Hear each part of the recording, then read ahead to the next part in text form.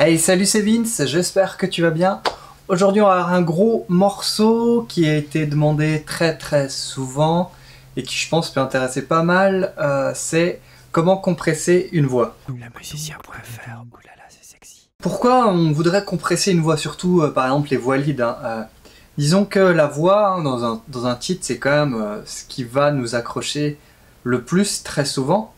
C'est ce qui va faire qu'on va définitivement apprécier un titre ou pas, très souvent en tout cas. C'est aussi ce qui va faire qu'on va le retenir. Voilà, il y a des voix qu'on adore, des voix qu'on déteste. Enfin, c'est vraiment c'est un truc assez déterminant. Et dans un titre, c'est un des éléments sur lequel en fait tout repose. Hein. On parle souvent, tu vois, moi je parle souvent du bass bat, de l'armature et tout, mais au final, le point central, le point d'ancrage pour un titre qui n'est pas instrumental, ça va être la voix. Finalement, tout ton mixage va souvent se construire un peu autour de ça et de comment la voix, elle s'assoit dans ton mix. C'est pour ça que c'est important de compresser la voix. Pourquoi? Parce que la voix, c'est un des instruments qui a le plus de dynamique, qui a le plus de différence entre les chuchotements. Et puis, quand on envoie, tu vois, il y a des différences de volume qui sont importantes. C'est pour ça que c'est important de compresser. Avec la compression, on va un peu réduire ces écarts de dynamique et on va tout simplement donner plus de constance dans le mix. C'est pour ça que c'est assez important, je trouve, de penser à bien compresser ces voix et en tout cas de faire l'effort de travailler ce point-là. C'est ce qu'on va voir dans une de mes démos. Dans Logic, alors comme d'habitude, je vais utiliser les compresseurs de Logic qui sont franchement très bons. Il n'y a pas besoin d'aller chercher midi à 14h, t'as pas besoin d'un super compresseur fancy de je ne sais quelle marque. Ce que tu utilises dans Ableton, Studio One, Cubase, je vais pas te faire la liste, tu coches le logiciel que tu as, et ça suffira largement. T'as pas besoin de plus, ce qui compte c'est de maîtriser un minimum les paramètres, tout ça.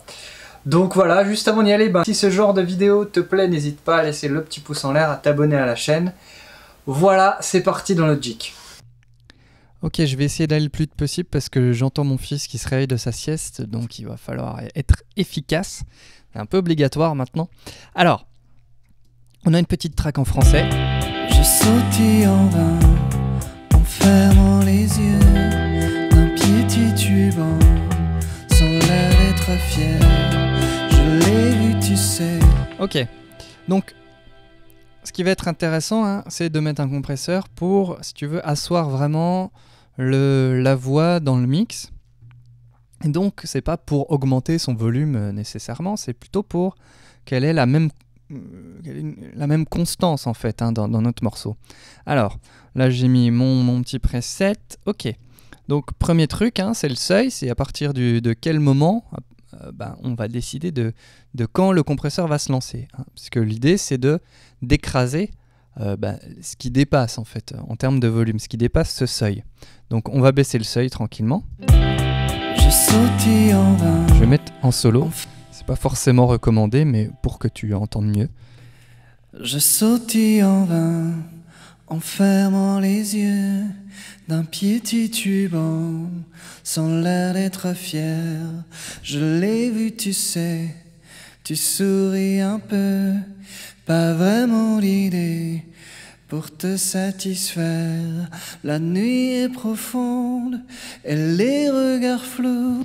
Du coup, l'idée, c'est de savoir qu'est-ce qu'on veut compresser. Est-ce qu'on veut compresser surtout ce qui est plus fort? Est-ce qu'on veut ce qui dépasse, tu vois, ce qui peut être un petit peu trop dit par rapport à, je sais pas, par exemple si je fais dynamique, tu vois, on a peut-être envie de compresser le di du début. Voilà, c'est un peu ça l'idée du threshold, c'est voir à partir de quel moment tout ce qui dépasse, on va le compresser.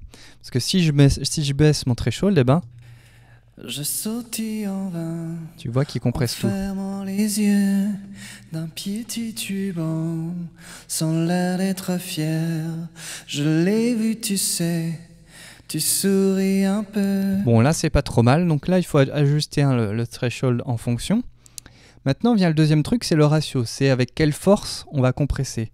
Puisque finalement le compresseur c'est un peu une barrière qui va écraser le volume avec plus ou moins d'intensité. Parfois la barrière elle peut être tranquille comme ça, du coup on va légèrement écraser, parfois elle va être beaucoup plus forte Donc là, on se rapproche du limiteur d'ailleurs. Ça veut dire qu'on ne peut rien laisser passer. Alors que sinon, bah, le son, il passe quand même un petit peu, tu vois, mais il est réduit en volume.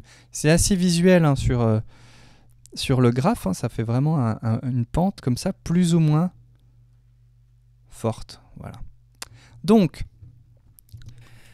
je sautille en vain, en fermant les yeux. Moi, j'aime bien sur les voix quand même pas mal écrasées. En tout cas, c'est une préférence perso. Comme ça, je trouve que ça unifie pas mal la choucroute. Je sautille en vain, en fermant les yeux, d'un pied titubant, sans l'air d'être fier. Donc là, tu vois que quand on coupe le compresseur, la voix est plus forte. C'est normal, hein, le compresseur baisse le volume. Je sautille en vain, en fermant les yeux, d'un pied titubant. Ok, c'est pas mal. Moi, pour la voix, j'aime bien être autour des 3 ou 4 pour 1. Voilà. Donc là, tu vois, on va imaginer qu'on est à 3 pour 1. En gros, ça veut dire que quand on a dépassé le seuil de 3 dB, et ben en fait, on va écraser le volume pour n'en laisser passer qu'un. Ça veut dire qu'on laisse passer du volume. Hein. L'idée, c'est pas de tout casser, mais on laisse passer du volume. Et en gros, on l'a divisé par 3. Voilà, 4 pour 1, on l'a divisé par 4. 2 pour 1, on l'a divisé par 2. Donc en général, hein, pour à peu près tous les usages de la compression, franchement, entre 2 et 5, et 5 c'est déjà pas mal, bah, tu vas être tranquille, quoi. Plus tu te rapproches des 20 pour 1, 30 pour 1, il y a parfois même des infinis pour 1, en gros c'est un limiteur, quoi. C'est-à-dire que bah, tout ce qui dépasse, c'est écrasé et il n'y a rien qui passe. Donc là c'est pas mal entre voilà, 3-4. Je sautille en vain, en fermant les yeux. Je sautille en vain, en fermant les yeux. Tu vois, il y a des petits... Alors que quand c'est compressé... Je sautille en vain, en fermant les yeux. C'est beaucoup plus linéaire. Donc après, il faut trouver le juste milieu. Vient ensuite l'attaque. Donc l'attaque, très important, ça veut dire à partir de quel moment, une fois que le seuil est passé, hein, on va vraiment lancer la compression. Donc, c'est pour justement garder les attaques de la voix, les fameuses transitoires, et pour éviter que tout soit trop compressé. Exemple. Je sautille en vain, en fermant les yeux. Tu vois, là, tout est compressé, alors que si j'augmente légèrement... Je sautille en vain, en fermant les yeux. On récupère, si tu veux, le côté un peu humain. Hein. C'est le problème d'avoir une attaque trop courte, c'est que très rapidement, on va tout bouffer, en gros. Donc là, il faut trouver Je sautille en vain, en fermant les yeux, d'un pied titubant, sans l'air d'être fier. Je l'ai vu, tu sais, tu souris un peu, pas vraiment l'idée. Ok, c'est pas trop mal. Vient ensuite le release, le temps de relâchement. Alors le release, faut le voir un peu, c'est comme la complémentarité de l'attaque. L'attaque s'intéresse au début d'une transitoire et le release s'intéresse à la fin. En gros, à la queue, si tu veux, de l'onde de forme. Si je prends ça, damn it. Ah, je me suis trompé. En gros, on va dire que tu as ton attaque ici, là, et après, tu as le reste, c'est la queue, quoi. Voilà, là, c'est assez visible. Tu as le début et ensuite, tu as la queue. Eh ben, c'est exactement ce qu'on fait avec le release. Alors, il faut que je retrouve mon truc. J'entends que ça s'agite à côté. Mon compresseur est là. Ok. Donc, l'idée, c'est d'accompagner, si tu veux, la fin. Donc, c'est avec quelle vitesse le compresseur va se relâcher, revenir à un état 0. À quelle vitesse le compresseur va arrêter de compresser. Et en gros, si c'est très rapide, il va juste compresser comme ça, très rapidement. Et si c'est plus lent, il va se relâcher. Donc on va garder, si tu veux, le compresseur en action. Il se relâche lentement, progressivement. Donc la compression va rester active plus ou moins rapidement, en gros. Donc l'idée, ça va être d'accompagner, si tu veux, la voix dans la chanson en fonction de ce qu'il chante. Je sautille en vain, en fermant les yeux, d'un pied titubant, sans l'air d'être fier. Je l'ai vu, tu sais, tu souris un peu, pas vraiment l'idée, pour te satisfaire. La nuit est profonde et les regards flous, et moi je succombe, et toi tu t'en fous. Où veux-tu aller ? je t'escorterai. Donc là, c'est pas mal. En gros, un release un peu plus long va permettre de récupérer ce qui peut être un petit peu trop... un petit peu inaudible, l'air dans la voix, des petits bouts de mots, des petits artefacts. Comme ça, je trouve que c'est pas mal là sur la voix. Eh bien, vient maintenant le dernier truc, c'est de faire des tests AB. Et pour ça, il faut augmenter le make-up. Parce que là, on a compressé, donc on a appliqué une réduction du volume. Hein. Je sautille en vain, en fermant les yeux. Tu vois? Donc, sans la compression, c'est plus fort. Nous, ce qui nous intéresse, c'est de retrouver le même volume. Donc pour ça, je suis obligé de... En fermant les yeux d'un pied. Tu remarques que j'ai enlevé l'autogain parce que voilà, je préfère le faire à la main. Tu peux avoir une fonction de gain automatique qui va, plus tu vas compresser, lui il va essayer de compenser ce que tu as perdu en volume. Et moi je préfère le faire à la main. Je sautille en vain. Je sautille en vain. Donc là tu peux éventuellement regarder sur tes vumètres. Hein. Je sautille en vain. Je sautille en vain. Allez, on peut encore ajouter 2 dB. Vas-y. Je sautille en vain. Je sautille en vain. Allez, je pense là c'est bon. Je sautille en vain, en fermant les yeux d'un pied titubant. Ok, donc là, pour l'exemple, là c'est quand même pas mal compressé, mais bon, on va se remettre dans le contexte du mix pour écouter un petit peu avant-après.